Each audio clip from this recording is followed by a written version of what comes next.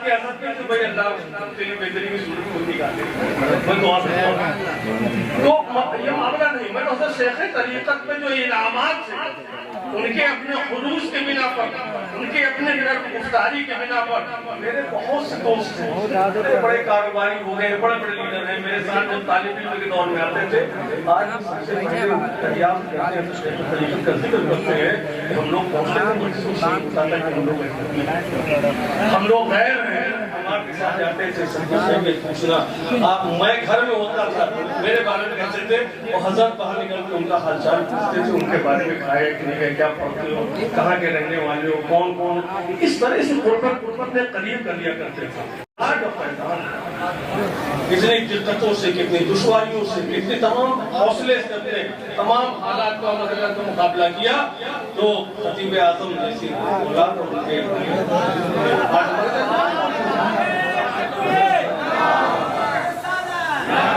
حضرت حسن بھی ایسا ہم سب بھائیوں میں اگر سب سے زیادہ کسی کو حضرت کے ساتھ رہنے کا موقع ملا سعادت ملی تو وہ اشرف الصوفیہ میں تو کہتا ہوں میرے چھوٹے بھائی ہیں لیکن ان کی سادگی ان کی دینداری ان کا محبت ان کی انکساری ہم سب سے بہت بلند کرتے تو سب سے زیادہ ان کو موقع ملا آج اللہ کے کرم سے جو اگر حضرت خطیب اعظم کے ذریعے سے پوری دنیا اسلام کا پیغام پہنچا اشرفیت پہنچی غوث پاک خواجہ کا پیغام پہنچا تو حضرت شیخ طریقت کی آج دارالعلوم جائز Syed Naeem Ashraf public inter college English medium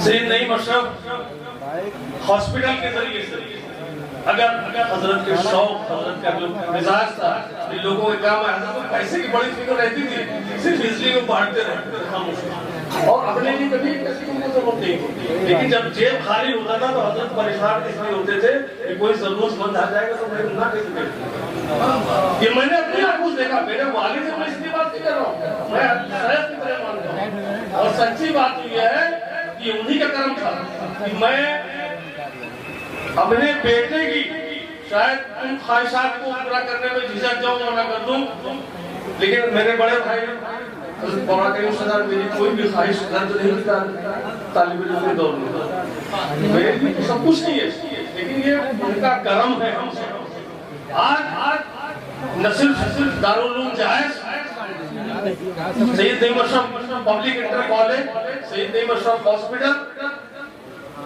یہ تمام کچھ یہ خواہشات ہیں دھارے جو پنجے بعد 6 آخر ہم لوگ 6 شہزادگان ہیں شیخ طریقت کے جو ان کی خواہش ان کا مجموعہ تھا لوگوں کے کام آنا مجھ سے کہا ہے میں اس کا گواہ ہوں کہ بیٹا سائل کا ضرورت مند کا نام میں نہ پوچھنا مذہب تو بہت پوچھو نام نہ پوچھو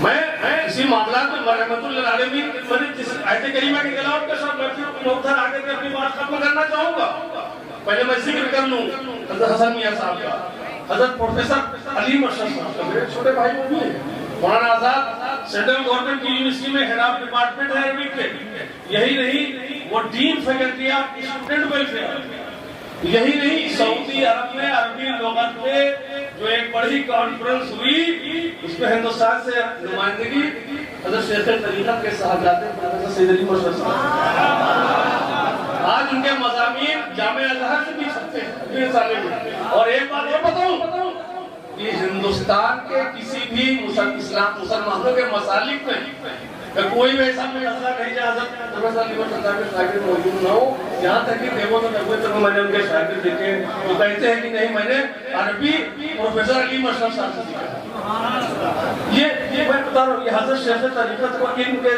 طرف جو رجحان تھا اس کا نمونہ یا شمیم اشرف صاحب میں میرے چھوٹے بھائی اشرف کنسٹرکشن کے نام سے ہیں اور مجھے یقین ہے میں جانتا ہوں چاہے وہ دارالعلوم کا کام ہو چاہے کالج ہو چاہے اس سے مختوم ان کا معاملہ ہو وہ دل کھول کر کے کھڑے رہتے ہیں کہ نہیں میں جس لائق ہوں اگر تجارت میں مجھے موقع ملا ہے کہ میں آگے بڑھوں تو شیخ طریقت اور ان کے نام سے ان سے منسوب کسی بھی معاملے میں اپنے طرف سے وہ جو بھی ان سے کر سکتے ہیں وہ کرتے ہیں میرے بڑے بھائی سید احمد اشرف فہیم بھائی صاحب ایڈوکیٹ ہیں، جن کی دعائیں ہم سب لوگوں کے لیے طاقت بنتی ہیں.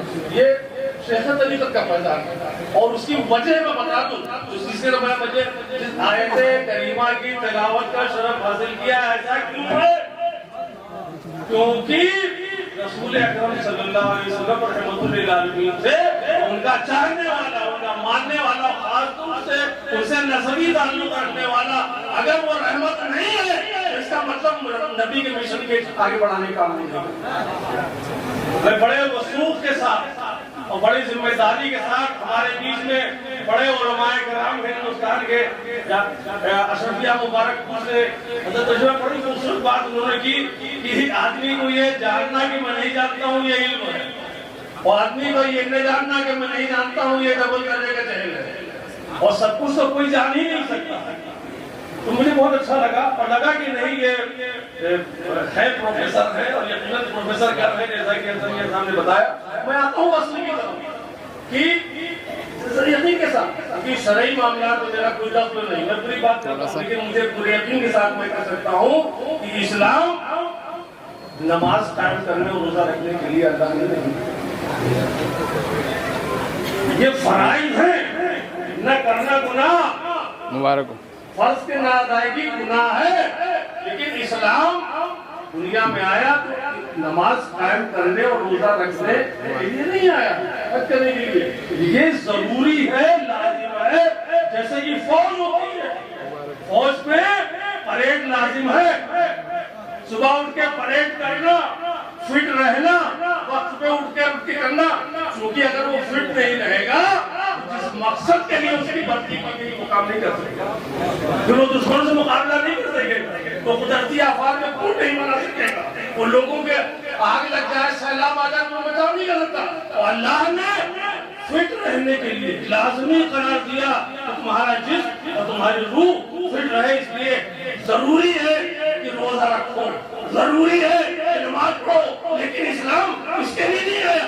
اسلام اس لیے آیا کہ اللہ رب العالمین ہے، ہمارا آپ کا بھی رب ہے، غیر مسلموں کا بھی رب ہے، جانوروں کا بھی ہے، پرندوں کا بھی ہے، چرندوں کا بھی ہے، پہاڑوں کا بھی ہے، سب کا رب سب کا پالنے والا ہے اور ان سب کے لیے رحمت رسول اکرم صلی اللہ علیہ وسلم رحمت للعالمین ہے. تو ان تمام اللہ کی مخلوقات کے کام آنے کا جذبہ اس کے تحت اسلام کا قیام عمل میں آیا. اور یہ علم دین اور علم دنیا کیا تھا؟ علم آپ دور علم عصری تعلیم تو آپ کہہ سکتے ہیں. ایک بات بتائیے کہ غزوے میں جب کفار قید ہوئے اس نے پیسہ دے کے اس نے چھوڑا، اس کو تو یہ بھی کہا کہ تم مسلمانوں کو پڑھا تو چھوڑ دیں، تو جو کافر سے کیا قرآن پڑھا رہے تھے رسول اکرم نے کہا کہ وہ پڑھا دو. دینی تعلیم دینے کے لیے کیا کہا تھا؟ کافر سے کیا دینی تعلیم رسول اکرم دلوا رہے تھے؟ علم اپنے آپ میں انسان کو طاقت دیتا ہے اور ساتھ میں ایمان ہے تو وہ دوبارہ تو علم کہیں سے ملے اس کے لیے شرط نہیں ہے کہ مسلمان صحیح حاصل کیجیے، ورنہ رسول اکرم صلی اللہ علیہ وسلم سے زیادہ کوئی اپنے آپ کو زندہ سمجھتا تھا. انہوں نے کافروں سے تعلیم دلائی نہیں مسلمانوں تب ہم تعلیم پوری دنیا جانتی ہے.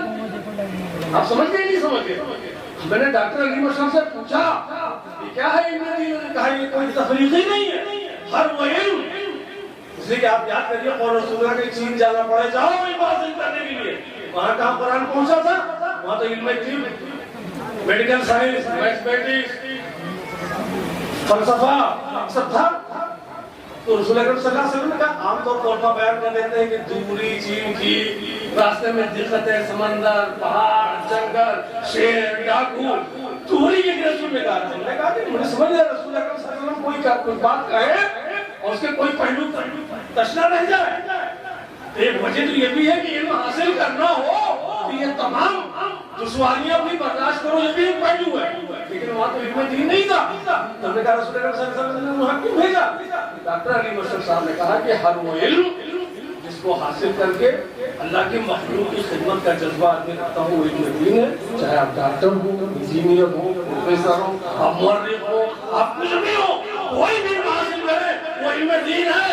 اور علم قرآن اور علم حدیث حاصل کر کے بھی اگر نیت یہ ہے کہ صرف اپنی جیب بھرنا ہے تو یہ دنیا دنیا ہوتی ہے. جب تک کشتی سمندر پہ تیر رہی ہے پانی پہ جب تک وہ دین ہے, اگر غرق ہو جائے تو دنیا ہے. اسی لیے کہتے ہیں کہ جو اللہ کے ولی سے دعا کرتے تھے کہ اللہ میرے ہاتھ میں دولت دے تاکہ میرے قابو میں رہے, میرے دل میں رہتے تاکہ میں اس کے قابو میں چلا جائے. یہ ہے صوفیہ کا پیغام جس کی طرف میں لانا چاہتا ہوں. اور اگر یہ چیز اہم نہ ہوتی تو اس یہودی ضعیفہ جو کوڑا پھینکتی تھی اور جب بیمار ہو گئی تھی, آج کل کے معاف کیجئے گا جو بابا ہوتے ہیں جو بیمار ہو گئی اور وہ سنتے تو کہتے کہ دیکھو میری کرامت جو مجھ پر کوڑا پھینکتی تھی میں نے اس کو بیمار کر دیا. توبہ توبہ آج کل اس طرح چل رہا ہے. لیکن رسول اکرم صلی اللہ علیہ وسلم اس کے گھر اس کی آیات ہے. یہ اسلامی طریقہ ہے. ارے آپ کو پتا ہے کہ یہودی کا جنازہ دیکھ کر سرور کعبہ صلی اللہ علیہ وسلم کھڑے ہو گئے. صحابی نے پوچھا بعد میں کہ بھائی یہ تو غیر مسلم کا تھا. ایک تو کہا کہ بھائی جنازہ کسی کا بھی ہو اس سے کوئی فرق نہیں پڑتا آدمی کو. اور دوسرا یہ کہ کاش کی زندگی میں مجھ سے مل گیا ہوتا اور صاحب ایمان کس کا جنازہ چاہ رہا تو پتا ہے. اور یہاں معاف کیجئے گا نام نہاد مسلمان کرام ہے جو مسلمان کا جنازہ دیکھتے ہیں ان کے آنکھ میں آنسو آ جاتے ہیں. یہ کہاں کی زندگی مل جاتا ہے کفر کا فتویٰ ٹھوک دیتے تاکہ جہنمی بن جائے. یہ فرق آیا سوچ میں, جو اسلام کی سوچ ہے, جو رسول اکرم کی سوچ ہے, جو شریعت کی سوچ ہے, اس میں اور آج کے دور میں یہ فرق آیا. آپ بتائیے کیسے آپ آخری بات آج کر کے میں اپنی بات لکھے آتا ہوں کہ کیسے آپ سوچ سکتے ہیں کہ اسلام چاہتا کیا ہے. اسلام صرف خدمت کا نام ہے. مولانا روم کا شعر میں پڑھ کے اپنی بات کو اپنے اختتام پہ پہنچا رہا ہوں کہ تصوف بجز خدمت خلق نیز, تصوف بجز خدمت خلق نیز و تسبیح و سجادہ و دلق نیز. یہ تصوف خدمت خلق کے علاوہ کچھ نہیں ہے. اور تصوف کیا ہے؟ اسلام ہے. اس کو کوئی الگ چیز نہ سمجھیے گا. یہ خدمت خلق کے علاوہ کچھ نہیں ہے.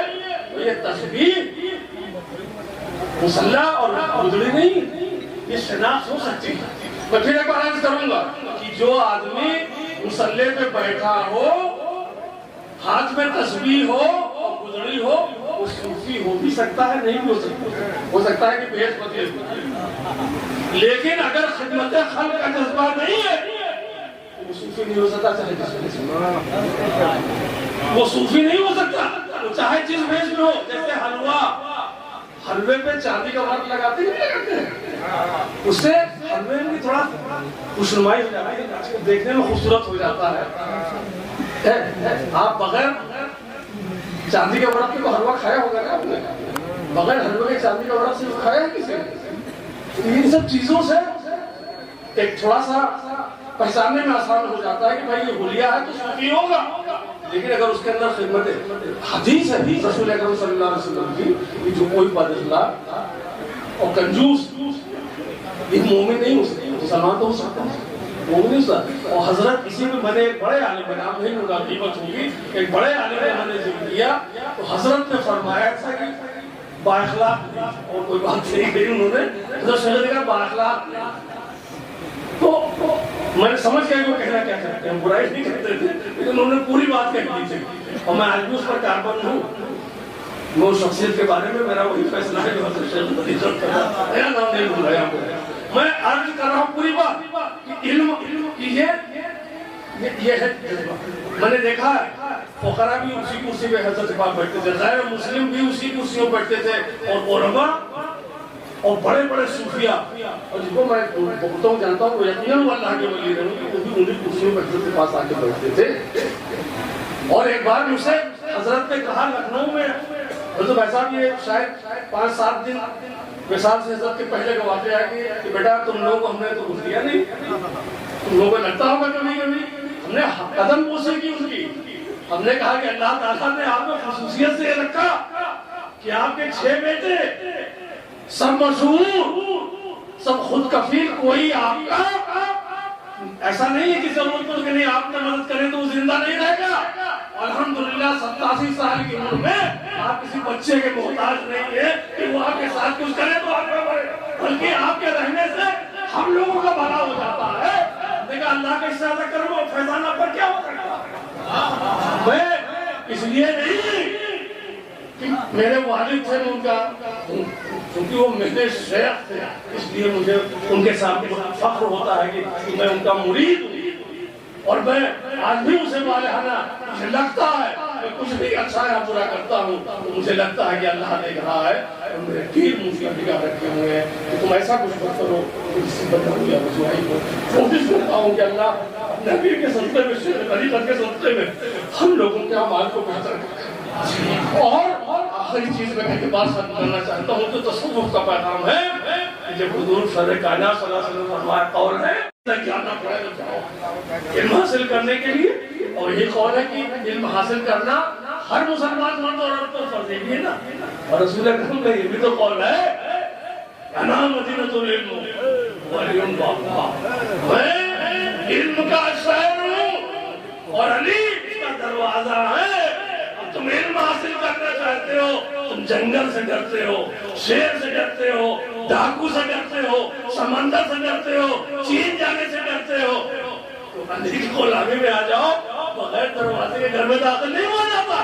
علی کے غلام کسی عالم نے بھی تقریر میں فرمایا تھا, مجھے اچھا لگا تھا ان کا, آپ ہی نے جو حضور کے ساتھ شریک رہتے تھے کسی صحابی کا ذکر کیا ہے. اب ان کی کتاب علم حاصل کرنے کے لیے کتاب ہونا ضروری نہیں ہے. ایک ولی عالم اس کی صحبت بھی آدمی کو عالم بناتی ہے.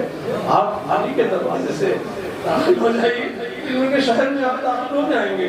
اللہ تعالیٰ ہم سب کو علم حاصل کرنے اور علم کو پھیلانے اور خاص طور سے اس علم سے اللہ کی مرضی کے لیے بھی کام کرنے.